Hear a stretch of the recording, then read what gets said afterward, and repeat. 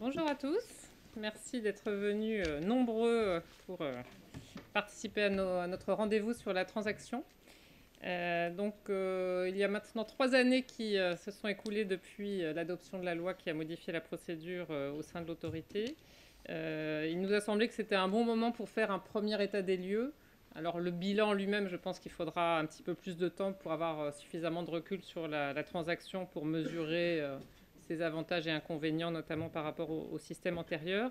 Mais nous pouvons déjà, je crois, dresser un certain nombre de constats et ça sera l'objet de la matinée que de faire cette première appréciation et peut-être de voir les questions qui restent encore à trancher. Alors, la procédure est encore récente elle impliquait des évolutions assez radicales par rapport à la procédure antérieure de non-contestation de grief. J'essaierai de rappeler les traits principaux. Mais c'est peut-être le fait que la procédure de transaction répond à une philosophie assez différente qui a suscité un certain nombre d'interrogations, parfois d'inquiétudes ou de difficultés de compréhension sur cette procédure. Alors, pourquoi est-ce que finalement cette procédure a été modifiée dans la loi Macron? Donc, je reviendrai sur les objectifs qui étaient recherchés. Je dirais que de façon générale, l'intention du dispositif inséré dans la loi était de donner plus de prévisibilité aux entreprises qui sont principalement intéressées par la procédure de transaction et de l'autre côté de donner aussi plus de bénéfices procédural à l'autorité lorsqu'elle engage de son côté une procédure de transaction. Par ailleurs, si on compare la procédure et sa mise en œuvre à l'ancienne procédure de non-contestation de grief, on le verra, nous y reviendrons, cette procédure est peut-être plus souple que l'ancienne procédure de non-contestation de grief qui avait un certain nombre de références et un cadre finalement qui était assez proche de celui de la procédure de droit commun, ce qui a peut-être contribué à susciter certaines interrogations ou insatisfactions des uns et des autres.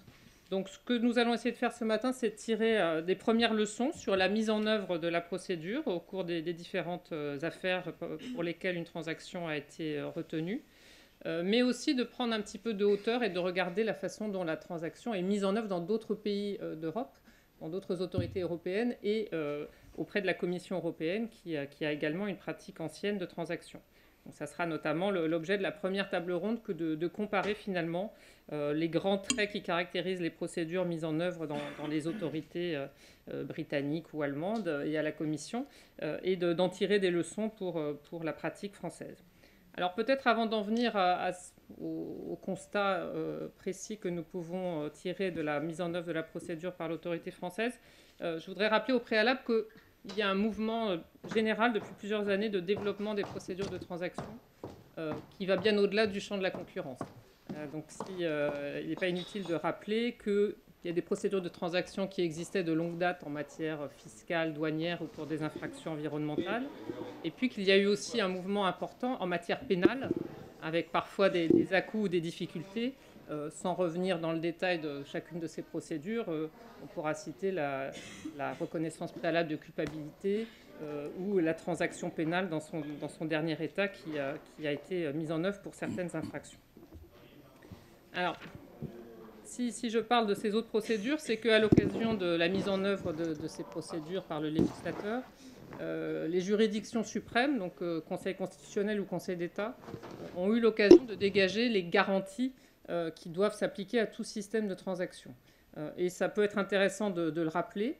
Il y a des principes généraux qui s'appliquent aux différentes procédures de transaction. L'une des constantes et des principes qui doit être respecté, c'est le fait que le consentement doit être libre et éclairé. Donc le transigeant, la personne qui entre en transaction, elle doit généralement connaître les faits qui lui sont reprochés et la qualification qu'ils encourent pour pouvoir donner un consentement éclairé à la transaction.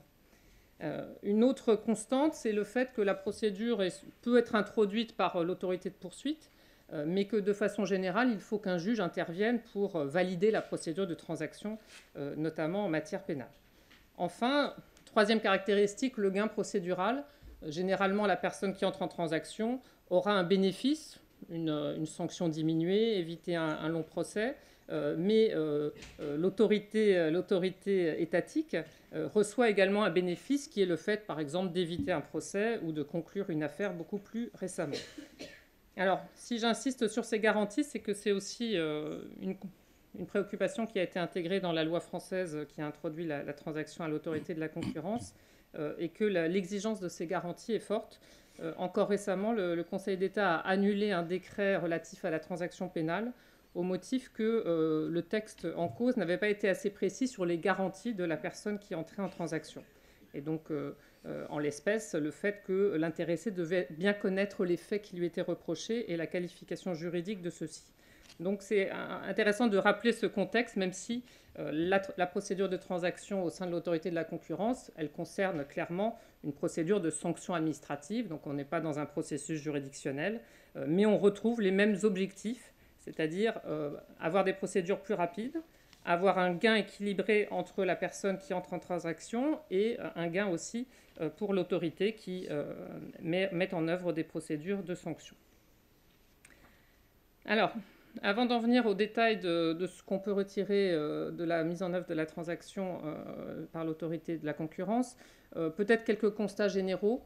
Le premier constat, c'est que la procédure est attractive. On peut dire que c'est un succès, même si beaucoup de commentateurs avaient souligné telle ou telle insuffisance dans la procédure. En tout cas, comme vous allez le voir par les chiffres que je vais vous montrer, beaucoup d'entreprises ont souhaité recourir à la transaction. Donc ça, je pense qu'on peut en déduire que la loi a été bien conçue à cet égard, puisque les entreprises ont vu un bénéfice à entrer en transaction. Et ce d'autant plus que, nous le savons et nous en parlerons ce matin, tous les dossiers ne se prêtent pas nécessairement à la transaction. Lorsqu'il y a moins de preuves documentaires ou qu'on est sur une infraction d'une catégorie très nouvelle, ou encore lorsqu'il y a beaucoup de parties prenantes, on peut s'attendre plus difficilement à une transaction et il sera plus difficile d'en obtenir. Alors, deuxième constat assez général du point de vue de la pratique de l'autorité cette fois, l'autorité a choisi d'avoir des décisions assez motivées. Ce sera l'un des points qui sera abordé par la table ronde, puisque des autorités d'autres États membres ont des pratiques différentes. Et on le verra, il y a des décisions prises après transaction qui peuvent innover ou apporter des éléments supplémentaires au droit de la concurrence. Je donnerai par exemple l'exemple de la décision Altis en matière de gun jumping qui a été adoptée au bénéfice d'une transaction. Et pour autant, la décision est extrêmement motivée sur la qualification de l'infraction et ce pour éclairer le public sur la façon dont l'autorité entendait l'infraction de gun jumping. Enfin, une constante dans la procédure française, c'est le caractère souple de la procédure. L'absence dans la loi de règles très rigides, notamment, et nous y reviendrons, je pense, en termes de pourcentage de diminution de sanctions ou encore en termes de définition ex ante d'un écart type dans la fourchette qui est offerte aux entreprises en matière de transactions. Enfin, dernier élément très important, c'est une procédure qui est caractérisée par l'urgence. Nous y reviendrons ensuite. Il y a une contrainte forte pour aboutir rapidement dans le processus de transaction. Et c'est l'un des points qui a été relevé aussi lors de la concertation sur le communiqué de procédure de transaction.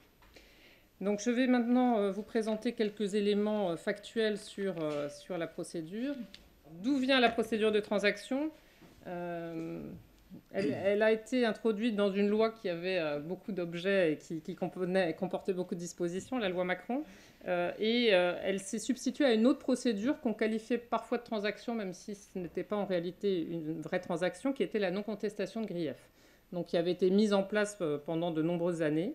On a vu d'ailleurs que dans la mise en place de notre nouvelle procédure de transaction, beaucoup d'acteurs avaient un petit peu de difficulté à abandonner cet horizon connu de la non-contestation de grief parce qu'ils avaient été très habitués à y recourir.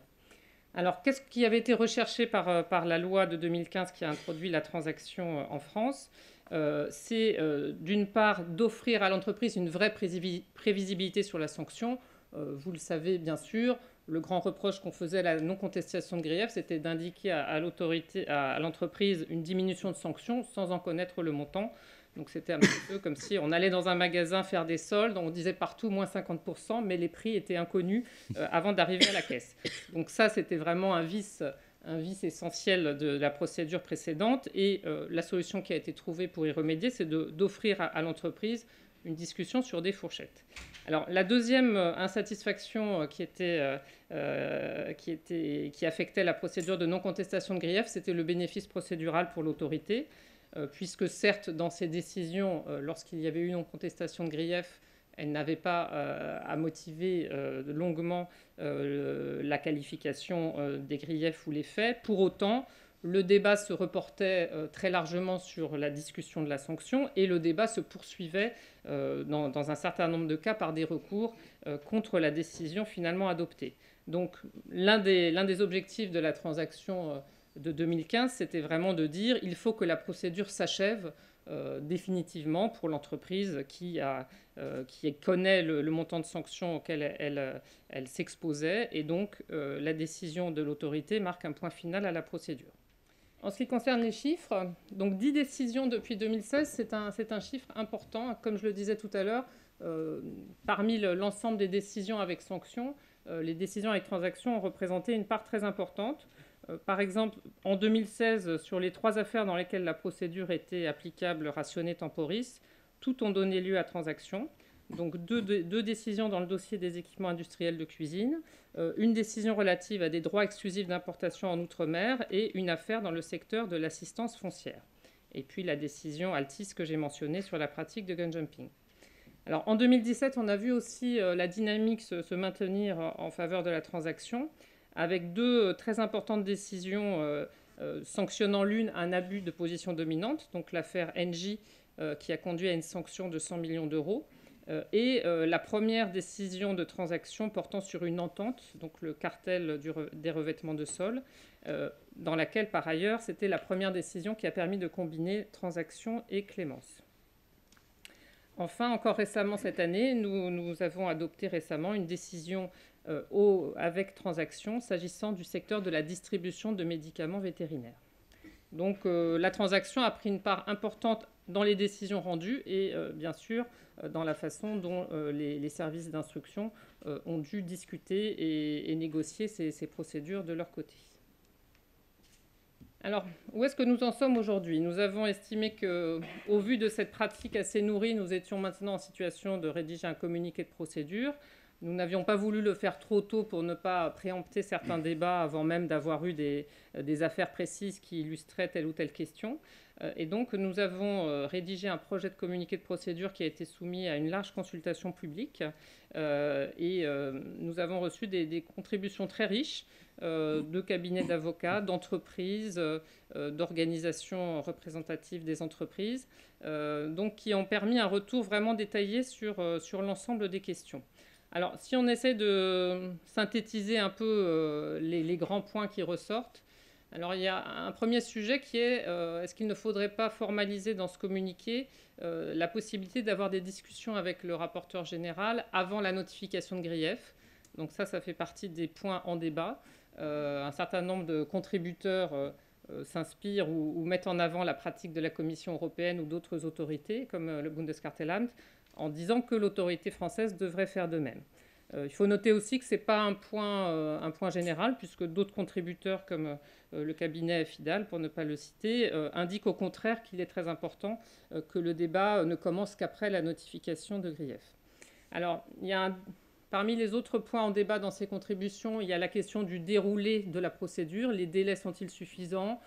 Quel délai donner aux entreprises pour discuter d'une transaction, alors qu'elles doivent en parallèle préparer des observations en défense à la notification de grief ? Le débat doit-il être plus formalisé sur le niveau de la sanction ? Donc ça fait partie des points qui sont débattus. Un autre point qui est débattu, c'est la question des transactions hybrides.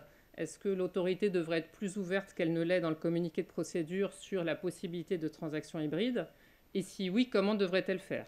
Est-ce qu'il faut des décisions décalées, des décisions rendues le même jour ? C'est un point qui fait l'objet de beaucoup de débats. Il y a également des débats sur la formalisation de la décision de l'autorité. Certains contributeurs estiment que les décisions avec transaction devraient avoir une motivation absolument minimale, en dire le moins possible sur les faits et la qualification des griefs. Et ceci est ouvertement lié au souhait de ne pas donner prise aux actions indemnitaires. Donc ça sera l'un des points sur lesquels la deuxième table ronde viendra. Donc beaucoup de sujets à aborder et l'autorité organisera prochainement une réunion avec les contributeurs pour revenir sur ces différents points. Mais la matinée d'aujourd'hui est aussi une façon de faire avancer ces débats. Alors, sur le point des modalités de mise en œuvre de la procédure, nous avons choisi, et cela me paraît conforme à la loi, de considérer que toutes les pratiques anticoncurrentielles sont éligibles au bénéfice de la transaction. Donc nous n'avons pas, comme devant la Commission européenne, un texte qui restreint la transaction à certains types d'infractions au droit de la concurrence. Et la notification de grief est vraiment le pivot de la discussion de la transaction dans le système français. Alors, je rappelle en 2 mots pourquoi ce choix a été fait. C'était vraiment comme pour s'insérer dans le cadre qui a été rappelé de garantie qui doit être conférée à une entreprise qui rentre en transaction, afin qu'elle connaisse l'ensemble des faits et des griefs qui lui sont reprochés. Nous y reviendrons sans doute dans la deuxième table ronde. L'idée est que l'entreprise puisse vraiment effectuer son calcul coût-avantage sur l'opportunité de recourir à la transaction au vu de l'ensemble des éléments du dossier qui ont été rassemblés par l'instruction, sans possibilité donc d'intégrer dans la négociation de transaction faut-il retenir tel ou tel grief ou faut-il réduire la durée de tel ou tel grief. Alors, un autre point qui a été beaucoup débattu, c'est est-ce qu'il faut des échanges informels avant la notification de grief.